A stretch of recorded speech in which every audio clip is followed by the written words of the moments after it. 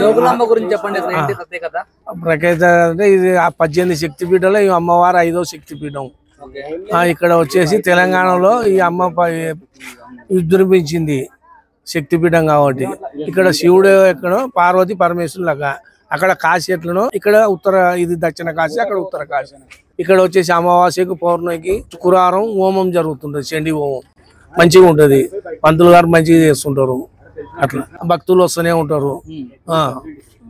ఇక్కడ ఎప్పుడు బాగా రష్ అంటే ఇప్పుడు హాలిడే ఉండాలి. ఈ సమ్మర్ లో బాగానే వస్తున్నారు జనాలు. నిన్నటి వరకు ఫుల్ ఉంది.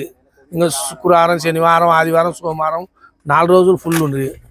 ఈ రోజు కొద్దిగా లైట్ అట్లా చూసాం. ప్రత్యేకత అంటే ఇంకా శక్తిపీఠం కాబట్టి మన తెలంగాణ శక్తిపీఠం ఇక్కడ దర్శనం చేసుకుని వచ్చిపోతున్నాం. ఇక్కడ ఏమంటే తిరుపతి అట్లా వెళ్ళిపోతుంది, ఇక్కడ దర్శనం చేసుకుని వెళ్తుంటారు. జాతర శివరాత్రి, అమ్మవారు ఉత్సవం, నిజ స్వరూపం అంటే వసంత పంచమి రోజు. అప్పుడు ఫుల్ ఉంటది, ఫుల్ నిజ స్వరూపం ఉంటది. కలశాలు పట్టుకుని వస్తారు అప్పుడు వసంత పంచమి రోజు మంచిగా.